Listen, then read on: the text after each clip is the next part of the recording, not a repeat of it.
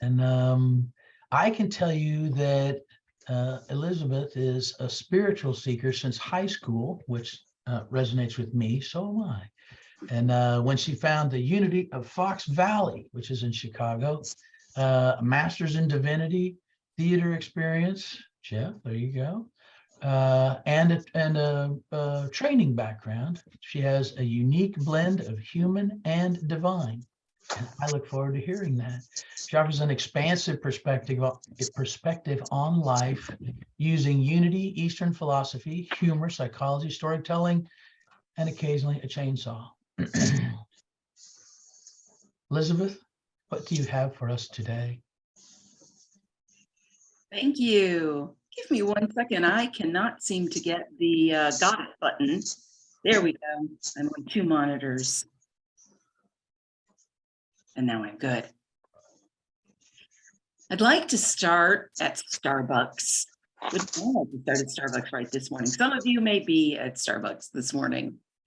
But my Starbucks journey that I'm going to share with you is from about 15 years ago, right smack in the middle of seminary.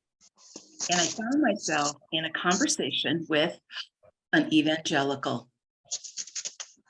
And he had been going around Starbucks with his Bible, talking to people. And at first I sort of put my head down, you know how you do, and just kind of avoided. And then I thought, what the heck? I'd like to talk to this guy. And my gosh, I'm in seminary. If I can't learn to talk to people about religion now, I'm going to be in trouble later. So I took it on as a bit of a challenge and looked at it really as something fun. And I ended up talking with this gentleman for about 15 minutes.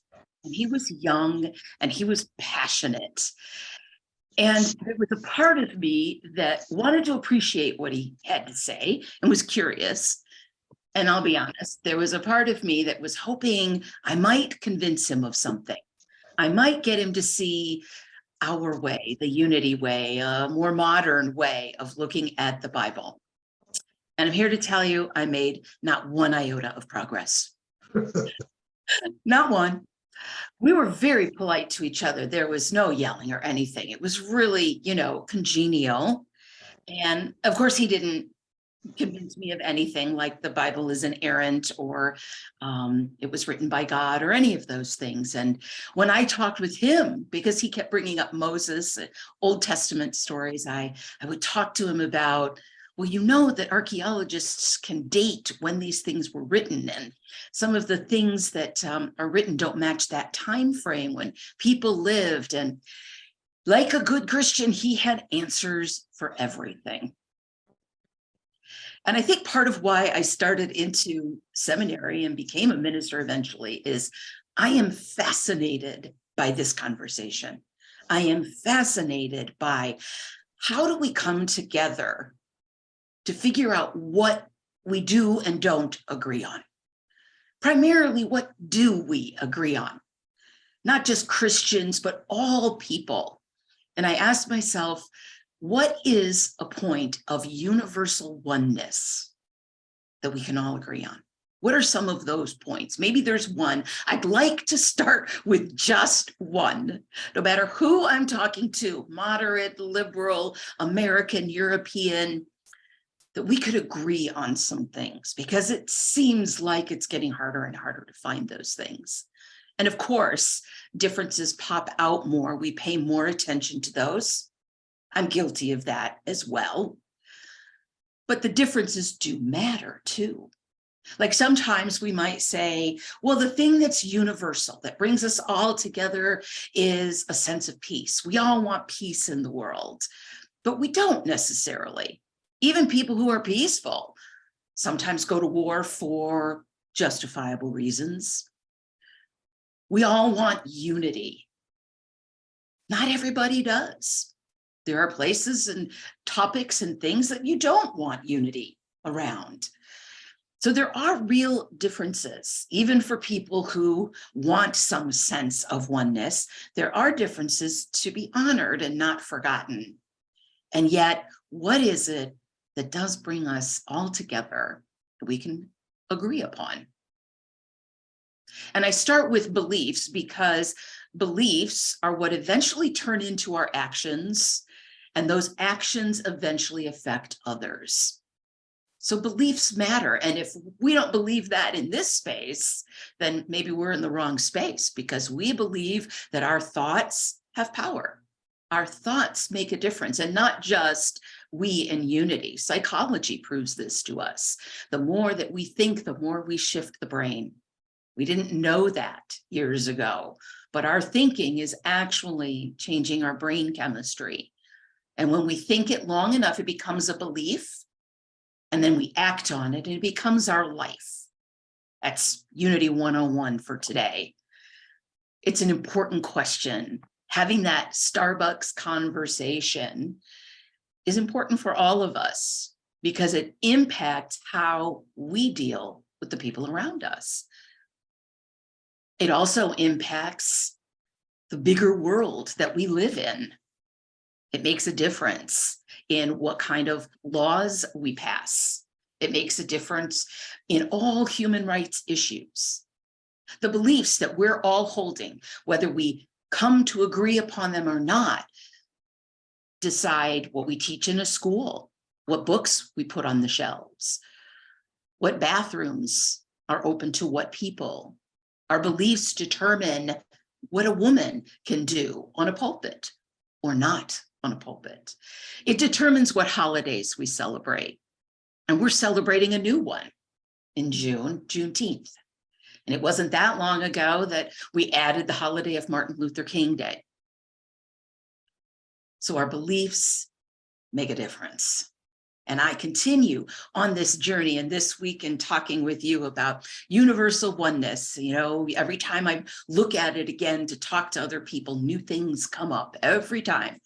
You never step in the same river in the same way. So can we use our oneness to help us manage our differences? That's the goal. Anyone who's been involved in nonviolent communication, you've probably looked into that, ooh, let's build on what's common here. And I don't know if it works in the end, but I'm willing to still keep trying. And again, I'm fascinated by it. As much as we can find our differences, I'm like, all right, I really want to find out what it is. So in order to find something that we could all agree upon, it would have to be something that doesn't require a complicated definition. We can't all agree on God.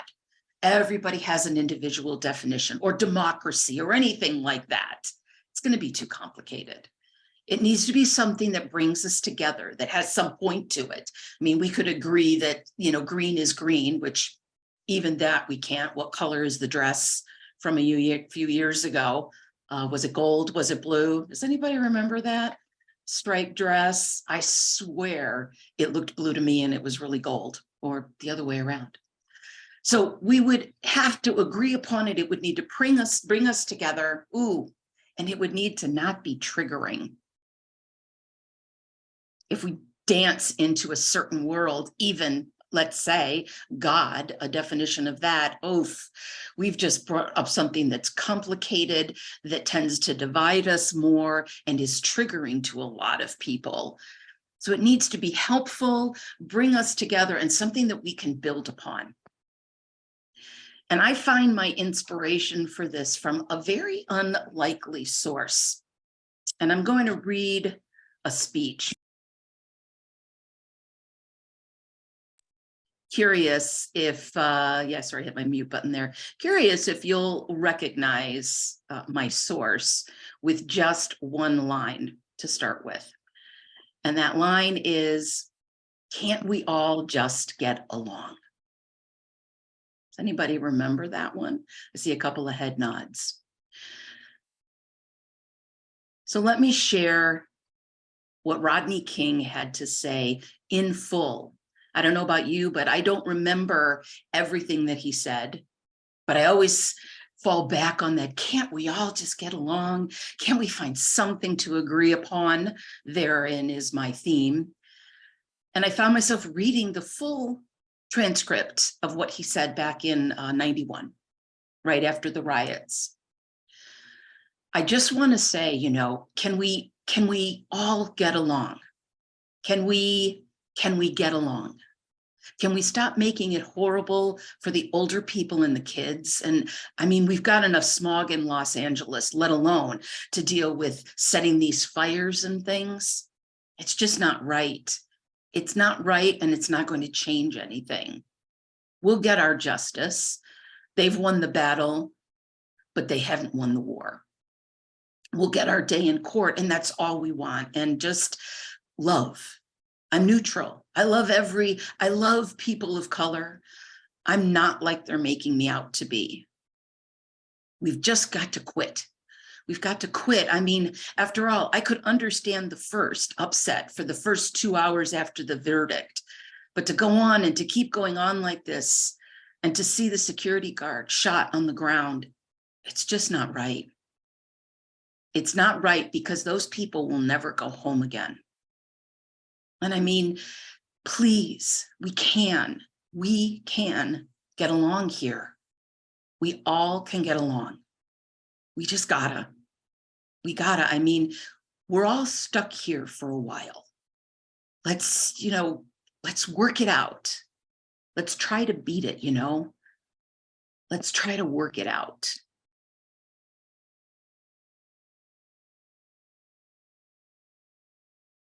I find that really powerful, written after the riots. And Rodney had a difficult life and was troubled. He was eventually done in by his drug addiction. And he was a caring person who gave a fantastic, moving speech, really meaningful and really human at the point of riots. People died. Thousands of people were injured. It's kind of in the back of our history now. And I bring back those memories and looking back with what we now are facing, awareness around race issues, female issues, I still come back to that. Can't we all just get along? He didn't actually say that. He said, can we get along? We can get along. So it's actually been missaid, but can't we all just get along?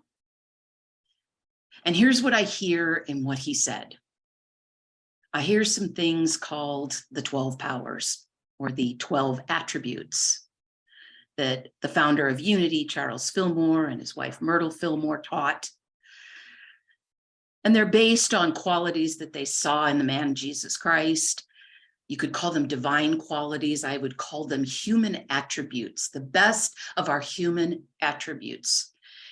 And they found 12 because 12 is a great number and it goes along with the Bible and the disciples. And there's more than 12, I believe.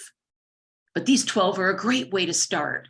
And so when I listened to his speech, so he says, let's all get along. Let's have kindness and respect. He's calling for peace, which is a type of order. And order is one of those attributes that we have. We can put things in order. We can see an order in how life works. He says we'll get justice, which is fairness, which is order and judgment, that there is a quality of divine judgment for what is right, what is helpful. We can keep aspiring to that. And he said he believes in love, one of our 12 powers as well. It brings us together, it binds us. And then he says, let's quit. We've got to quit this. That's an important attribute that we have, the attribute of elimination. Stop doing what doesn't work. Then he says, I can understand what's happening here, why the riots started.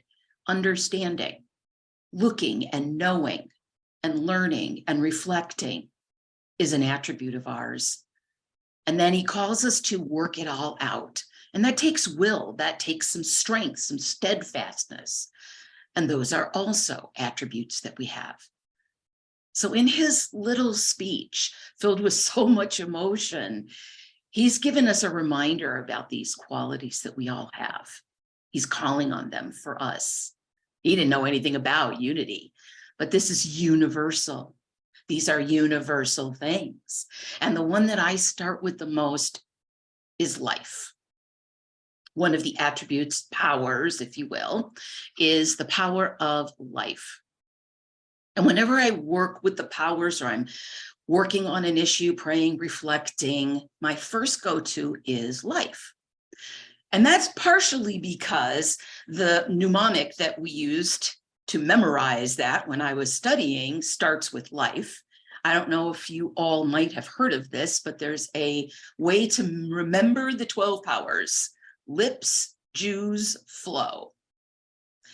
Lips, Jews, flow. It's weird. It sort of doesn't make sense, but that's what you need in a mnemonic. It needs to be really kind of weird and strange sometimes. So lips, Jews, flows translates. Here we go. Here's how you can impress your friends at a cocktail party by naming the 12 powers. Life, imagination, power, strength, judgment, understanding, zeal, elimination, faith, love, order, will. You're welcome. How does she do it, right? No, she does it by a goofy 3-word mnemonic that somebody made up. So life, imagination, power, strength, life. Because without it, nothing else happens. It's always been my favorite power. And maybe that's the point of universal oneness. For today, I'll take it. I'm playing with universal oneness. We are all here living a life. I think even the hatiest hater could agree on that one. We're all here living this life. Rodney King says, we're stuck here for a while. We're stuck here for a while. We might as well make the best of it. I may not like you. I may not agree with you. I may not think you deserve rights, but you're living a life. And that life, we now know, affects every other life in ways that we understand and ways that we don't. We're living together. So the closer my circle is, the more those lives affect mine, and perhaps the more interested I am. And there are lives way out there that impact me, or lives from before when I lived that impact how I am. So that connection of life affecting other life, you may not agree with where I see that affecting, but I think most of us can agree on that. Our lives are affecting others and ourselves, and there's the rub. That's the balance. It's a paradox to be managed.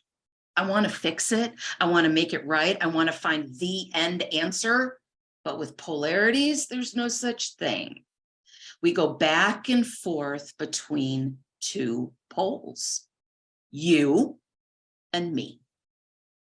You matter, I matter.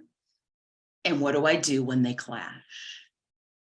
Perhaps I come back and I say, well, no matter what, we're both living a life here. We're trying to figure out how to do our best here. We agree on some things. We don't agree on some things. So what do I need to do to take care of myself? And what do I need to do to be aware of other people? Maybe to care about them. Nobody requires that you do. Most good people do. Ooh, I labeled us good. Aware people, maybe. Here we are. Here you are. How do I get my needs met and your needs met without losing either of them? Life. And the corollary for me that goes along with life is thoughts. This life that we're living is built upon thoughts. Other things as well. But when I focus on my thoughts and feelings, when I say thoughts, it actually means thoughts and feelings. So when I focus on those thoughts and feelings that inform me about my world, about what's going on, and then create what's going on out there, now I have some agency over the life that I'm living. James Dillett Freeman said that life never gives us a life lived, but always a life to be lived.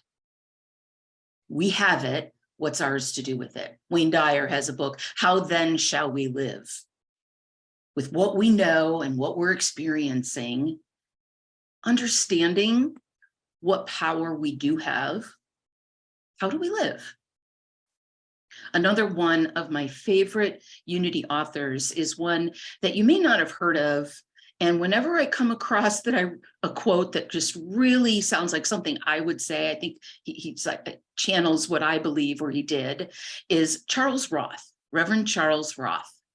And again, I'll go through a quote list. I'm like, no. Oh, I really like that one. It'll almost always be Charles Roth. And this is what he says about life. All life is one. We are but a focalizing point of expression of that one universal life. Focalized expression. You are God at the point of view, is the way my friend Paul Hasselbeck likes to put it. It's all around us. It's everything. Life is everywhere. And you are a point of life where you are contributing to the global and yourself. And so our thoughts and our actions, our fifth principle in unity, that what I think and what I do makes a difference out there and in here. Given that we're all stuck together, how do you live your best life? How do you balance taking care of yourself and your own with an awareness of there's a bigger picture here? And the more you're involved in what you do or don't do is affecting you at some point. Each of us answer it differently. Some are in the streets working with marginalized communities. Some people aren't interested in that. They might be working with a community that faces a disease. Some people serve in government. Most of us would never want to. It looks way too hard to me. I have enough trouble wrestling with these issues in my mind, let alone thinking about responsibility for others. Yet we're all in politics, like it or not, because we interact and how we affect people. And what kind of an example and what kind of words do I use when I talk with other people? As a minister, I felt I had this really important job of getting information out there. You know, the ultimate desire is make a better world, help people suffer less. And now that I'm not in a church, I ask myself, where can I do those same things? Where can I share this perspective that has helped me with others in everyday moments? No one has to be on a pulpit. Nobody has to be a politician. Each one of us, bit by bit, doing what we can do where we're planted, lives a life. Live my best life, live a better life, live a life that brings me joy, whatever words that you want to use.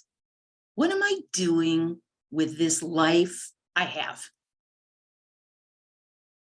Am I leaving things a little bit better than I found them? Am I exploring where my impact is? Do I understand my carbon footprint? Do I understand when I speak a certain way, how it affects other people? Understanding, one of those powers that we have to just notice and be curious where I impact. The Buddhist monk Thich Nhat Hanh talked about peace in every step. Imagine that every step I take on the planet, every step into a relationship was bringing peace, was bringing connection. In whatever way is yours, the power of life gives you the ability, the freedom, the agency to co-create this life that you're living with others in small ways and in big ways. And with a pause here on a Sunday morning, you can reflect on that just a little bit. It's easy to keep going And these moments are beautiful because we can pause and take a look at the macro level. What's my life about right now? Where do I feel that I'm giving and taking care of myself and others? A focus on life and understanding it might be a great place to find some universal agreement that we could start with. And then we can live by the words of Rodney King. Please, we can. We can get along here. We all can get along. We just gotta. We gotta. And so it is. And so we move into a time of meditation then to settle in with all that. We just got to get along. We got to find our way through. And I know of no better way than to quiet the mind, the body, perhaps close the eyes, turn within and open up to receive without effort or forcing, a gentle receiving of life that is flowing naturally with no effort all the time.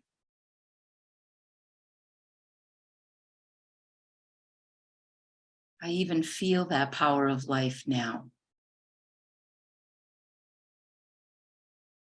In this breath, in the beating of my heart.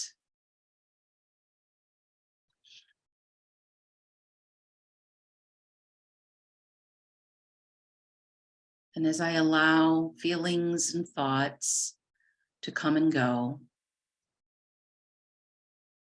I know that I am connected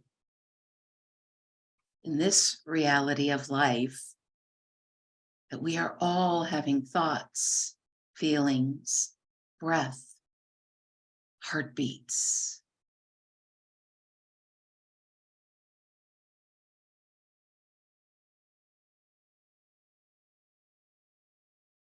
In this silence, let me really tap in to the core essence of what is here.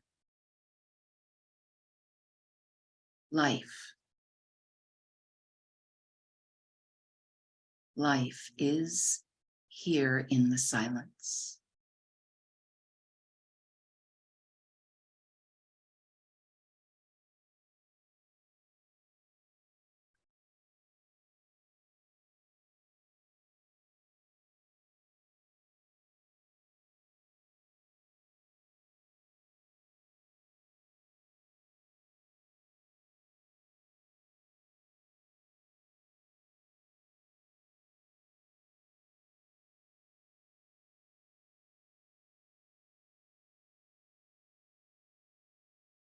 It's such a powerful thing to come together and be in silence with other people, strengthening what some call the 13th power of silence, honoring this experience, this time, this body, this consciousness in my life. For this time together, for the gift of fathers and fatherly love, for the recognition of the holiday of June 19th, Juneteenth. We are grateful. And so it is. Amen.